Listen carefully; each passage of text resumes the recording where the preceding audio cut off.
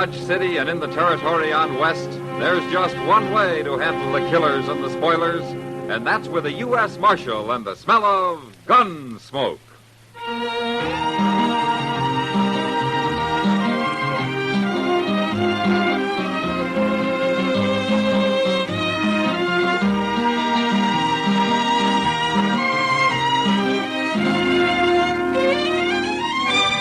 Gunsmoke, starring William Conrad, the transcribed story of the violence that moved west with young America, the story of a man who moved with it, Matt Dillon, United States Marshal.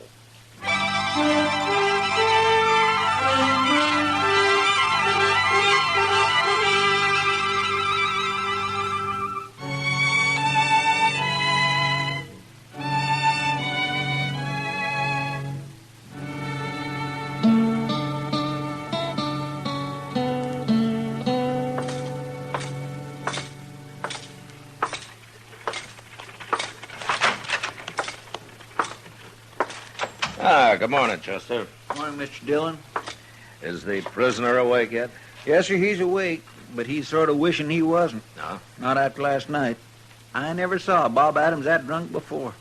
I gave him some coffee a little while ago, and you know what, Mr. Dillon? He wouldn't drink it before he poured about a spoonful of tobacco in it. That's mule skinner style, Chester. My. Bring him out here, huh? Yes, sir. Come on out into the sun, Adams. It's time to own up to your dark and evil ways. Well, I sure must have been drunk if I let you throw me in jail, Chester. I didn't throw you in jail. He did. But I could have. Well, howdy, Marshal Dillon. I thought you was out of town. Well, I got back late last night, Adams. Just in time to stop you from blowing the roof off the Oliver-Against. Oh, well, I don't even remember. Oh. There's your gun. You turning me loose? Hey, you didn't commit any crimes. You were just getting worked up to some. Oh, well, thanks for stopping me, Marshal. I guess I was a little wild. Too much to celebrate, that's what. Oh, what were you celebrating anyway? Well, selling out. Selling out? Yeah. You mean you sold your freight business? Both wagons and all my mules, a whole caboodle. Yes, sir, I sold out just like everybody else. What? It happened while you was away, Mr. Dillon. Every freighter in town has sold his outfit to a man called Ivy from St. Louis. We all got a good price for him, too. More than he was worth. Well, what's this Ivy going into the freighting business so heavy for? Says he wants to invest all his money in one business, not scattered around. Well, what are you and the other men going to do now that he's bought you out? Oh, we'll blow our money for a while and then probably go to work for Ivy. You know how it is. Only man who hasn't sold out's Joe Trimble. And that's just because he won't get back to town till today sometime. There's nothing wrong with Ivy, Marshal. He's as nice a fellow as you ever met. But I don't much like that man he has following him around all the time. Cam Spiegel. No, I don't like him neither. Did you say Cam Spiegel? That's right. Where are they staying? At the Dodge House? Why, Marshal, what's wrong? I don't know, Adams. But if this Ivy has Cam Spiegel with him, there's plenty wrong.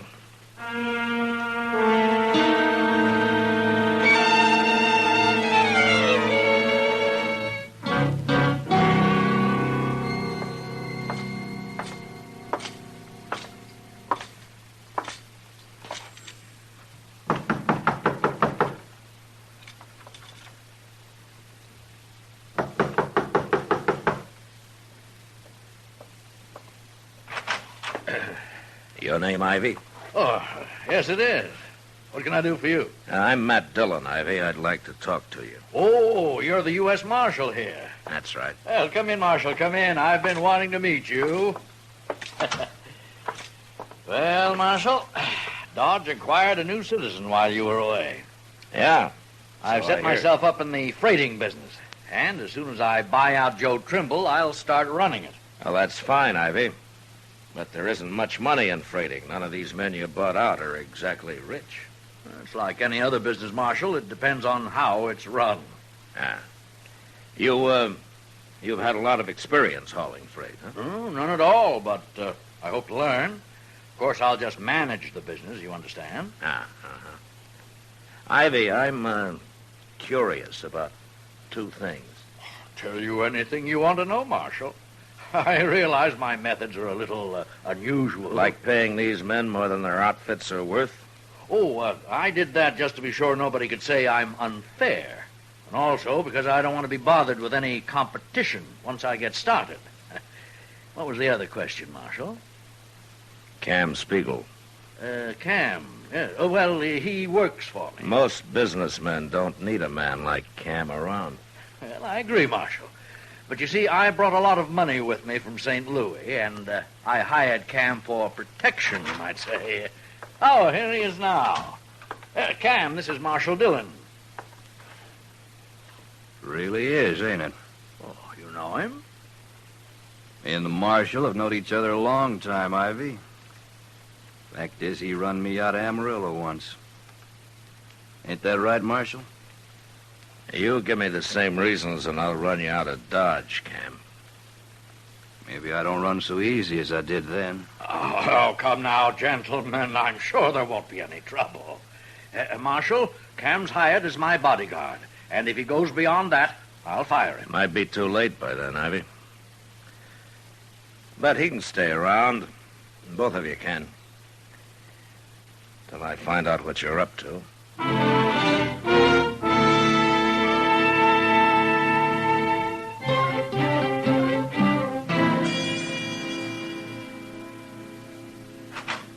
Mr. Dillon, Yeah, what is it, Chester? Joe Trimble just pulled into town.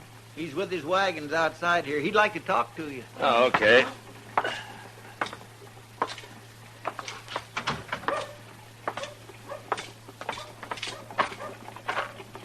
Hello, Trimble. Marshal, I couldn't leave my mules out here or I'd have come inside. Oh, that's all right. What's the trouble? Nothing with me, but Jim Honecker down at the Sand Creek stage station said to tell you there's been too much engine sign around for comfort the last few days. He wants me to pass the word on to the Army, huh? Yeah. Chester, will you ride out to Fort Dodge and tell Major Honeyman? Yes, sir. I'll get started right away. I didn't see no engine sign, Marshal. I think Jim's getting a mite spooky living out there alone so much. I thought he had someone with him now. Fella couldn't stand it. He run off. Oh, hello, Marshal. Oh, Chester told me this is Joe Trimble. It is. Well, Trimble, I've been waiting for you. My name's Ivy. How do you do? And this is Cam Spiegel. How you do? Oh? Trimble, I understand you own 3 freight wagons and a dozen mules. That's right. Well, I've bought out every other freighter in Dodge, and I'm prepared to give you $1,000 in cash for your outfit. Is that true? Ask the marshal here. Yeah, they've all sold, Trimble. He's offered them too much money to resist, I guess. Well, I ain't selling. I've been freighting over that trail for 10 years, and I ain't quitting now. All right, I'll give you $1,500, Trimble. I don't understand you, Ivy. If you bought out everybody else, what do you need my outfit for? Ain't you got enough now? Yeah, it's my way of doing business, Trimble. You accept the offer? Ivy, I got a little house at the edge of town. My wife's waiting for me there right now. It ain't much, but I built it out of the money I made hauling goods up and down the trail. Maybe someday I'll build me a better one. If I sell out to you, I won't have nothing after a year or so, and I ain't gonna do it. Perhaps this has been too sudden for you, Trimble. Why don't you think it over first and then let me know? I'm letting you know right now. You're kind of stubborn, ain't you, Mule Skinner? That's right, I ain't. That's enough, Cam. Well, you're the only competition I'll have, Trimble, but I'm sure we'll get along fine. There's plenty of business, Ivy. Of course. But anyway, if you change your mind, you just let me know. Sure. Good day, gentlemen. Come along, Cam. If Ivy ain't handy when you change your mind, Trimble, you can always let me know. Now, what's he mean by that, Marshal? I don't know, Trimble, but we'll find out soon enough.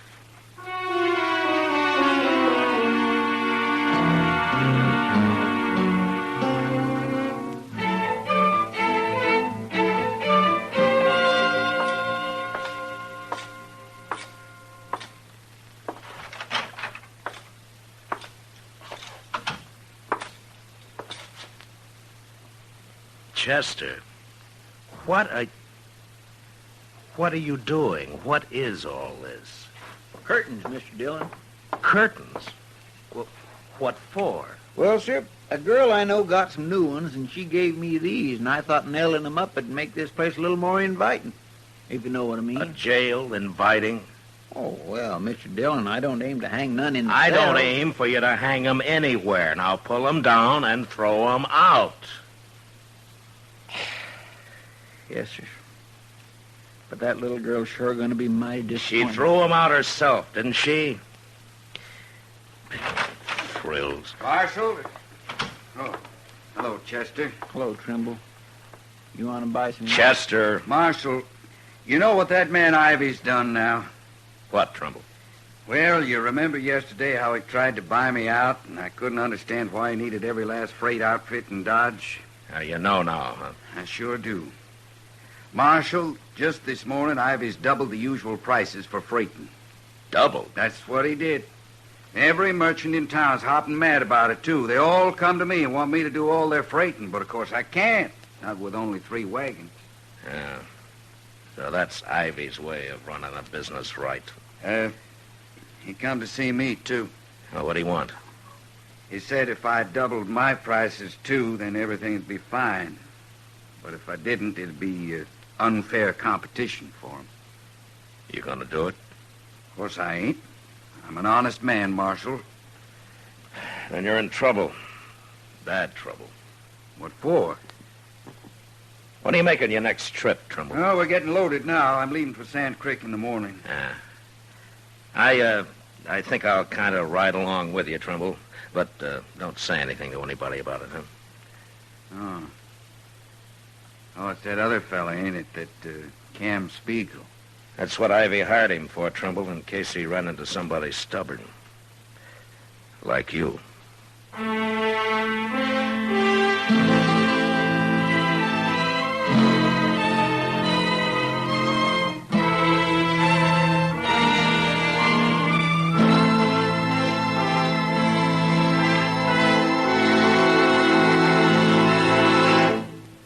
We will return for the second act of Gunsmoke in just a moment. But first, tomorrow night, CBS Radio's Gene Autry saves a father from a lifetime of regret when the parent launches a campaign to make his son prove himself a he-man.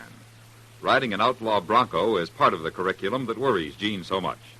Don't miss the Western adventures and Western songs of CBS Radio's Gene Autry Show tomorrow evening on most of these stations.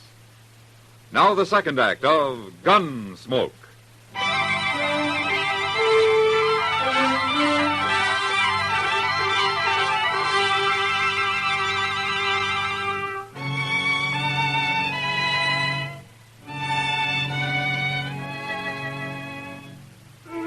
It wouldn't be much trouble to hide out with a rifle somewhere along the trail and shoot a teamster off his wagon. And since it was so easy, I figured that was how Ivy would tell Cam Spiegel to get Trimble out of the way. So I took my horse and went along on the trip to Sand Creek. As it turned out, I might as well have stayed in Dodge. In fact, it would have been better if I had. We made Sand Creek all right, and a few days later, early one morning, we were almost back to Dodge when we saw Chester riding out of town to meet us. He's riding like a big wind, Marshal. Now, any time his horse isn't walking slow, Chester's in a real hurry, Trimble. Chester ain't exactly all Injun, is he? Oh, but he can surprise you sometimes. I know. I've seen him. Well, let's pull up here. Oh, there.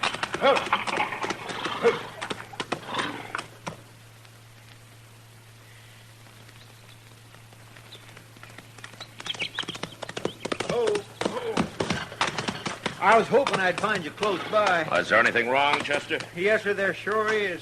We had a fire in Dodge early this morning. What? Fire? Where? What burned? Trimble, I sure do hate to tell you, but it was your house. Was it bad, Chester? Plumb to the ground. My wife. Oh, Doc's out there with her now. She was still alive when I left. Oh. Give Trimble your horse, Chester. You can drive the wagon on in from here. Yes, sir. That's why I come to meet you. Here, Trimble. Thank you, Chester. Any idea how it happened, Chester? No, sir.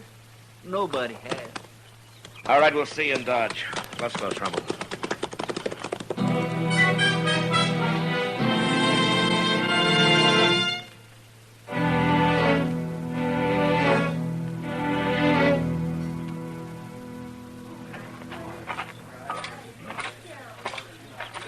Doc? Is that her, Doc? I just now covered her up, Trimble. She's dead. I did everything I could. Sure.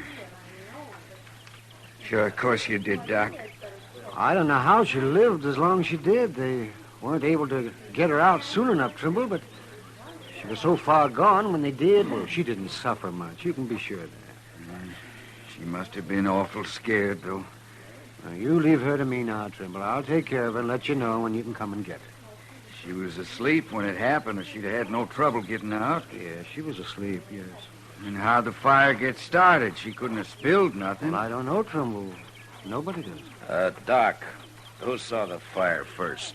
Oh, some cowboy, Matt, they say. He rounded up a few men from out of the oasis, but there was nothing they could do. He didn't know there was anybody inside the house. Trimble, You out here, too, Ivy? I came as soon as I heard about it. In fact, I was at the Oasis when that rider reported it. The other men can tell you. Okay, what do I care? You have my deepest sympathy, Trimble. Now, if there's anything I can do... No, nothing. You can do something for me, Ivy. For you, Marshal? Yeah. Where's Cam? Why, he's right over there. Call him. Well, all right. Oh, Cam. Cam. What do you want, Ivy? Nothing, but Marshal Dillon seems to. He does, huh? Where were you when you heard about the fire, Cam? I was in bed, Marshal. Who woke you up? Nobody. I heard people shouting. I got up. Anybody see you? I don't know. Why should they? Ivy, Yes, Marshal. you still want to buy Trimble's outfit? He might sell. No. Why, of course I do. But I'll only give you $1,000, Trimble. You've waited too long. I didn't say I'd sell you nothing. What makes you think I would? Wait a minute, Trimble. Ivy, you got a good alibi. I'm sure of that. I won't even bother to check on it. But you don't seem to have one, Cam. Now, wait a minute, Marshal. You're going too far if you're suggesting that either one of us had anything to do with this. I won't stand... Shut up, Ivy. Now, how about it, Cam? You know you don't scare me none, Marshal. I can't prove you had anything to do with this, Cam. No, you can't. But you'll have to prove you didn't. And you'll have to prove it by someone reliable. I'll give you till noon. What happens at noon, Marshal? You leave town. Oh, now, aren't you being a little high-handed, Marshal Call it Dillon? what you want, Ivy. But he still has till noon.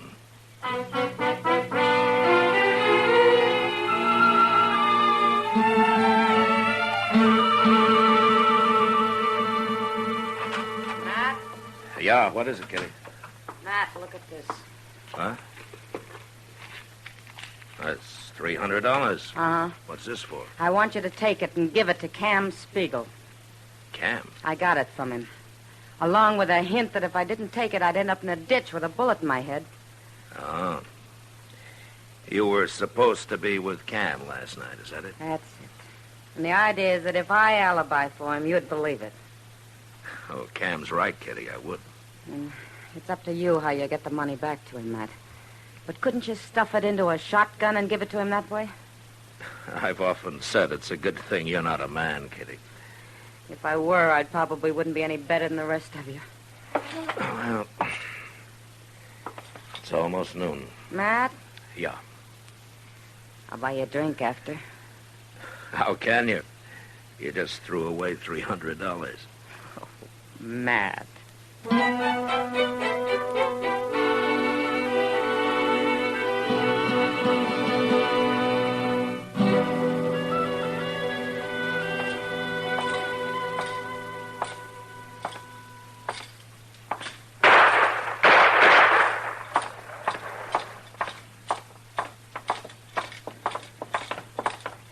Mr. Dillon, Did you see it, Chester? right in the Longhorn there. Trimble come in, tried to shoot Cam Spiegel, and Cam killed him. Trimble drew first, Mr. Dillon, but he just wasn't fast enough. Get out of the way, Chester. Yes, sir.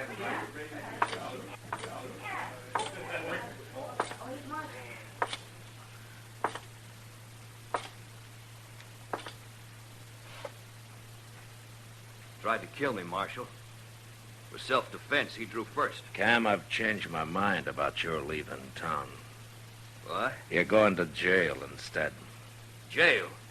Everybody here's a witness to this, Marshal. I'm talking about Trimble's wife. I haven't got enough evidence to hang you, but you'll spend a long time in prison. Now turn around while I take your guns.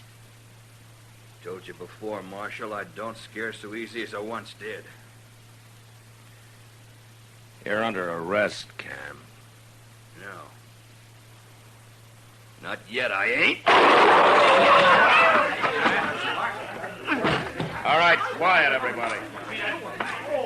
I said quiet, everybody. Ivy, come over here. That was mighty fast, Marshal. But he had it coming. He shouldn't have tried to draw on you. Trimble's dead, too, Ivy. Trimble tried to kill him, Marshal. You know that. I guess Trimble figured he had a pretty good reason. That may be. But you can't prove I had anything to do with it. If I could, I'd throw you in jail. But I'm not even going to run you out of town. Okay? You've certainly no reason to. I'll see you later, Marshal. Just a minute, Ivy.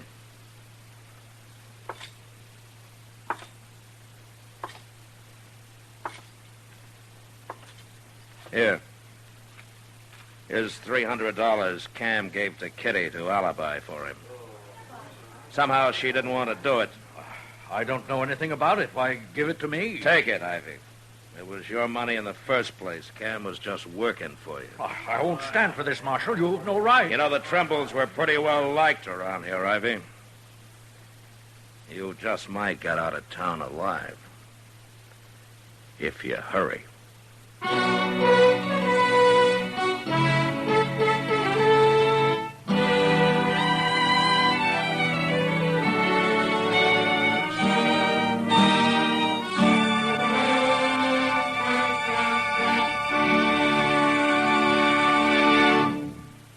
Gunsmoke, transcribed under the direction of Norman Macdonald, stars William Conrad as Matt Dillon, U.S. Marshal.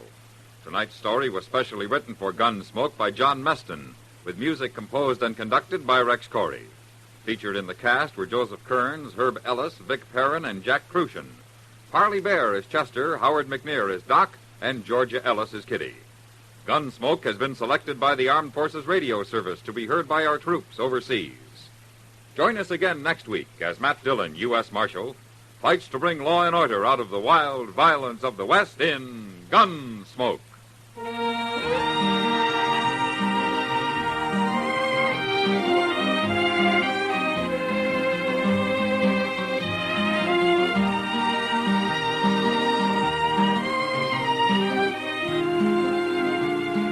Dear listener, yours truly, Johnny Dollar, puts his signature on an action-packed mystery thriller every Tuesday evening on CBS Radio over most of these same stations. Hear Hollywood star John Lund as Johnny Dollar, the man with the action-packed expense account. He's a freelance investigator. His territory takes in the four corners of the globe. This thriller's a hit show that will keep you on the edge of your chair every single second. Tuesday nights, yours truly, Johnny Dollar, is waiting just for you. George Walsh speaking. Lionel Barrymore's Radio Hall of Fame is great Sunday night drama on the CBS Radio Network.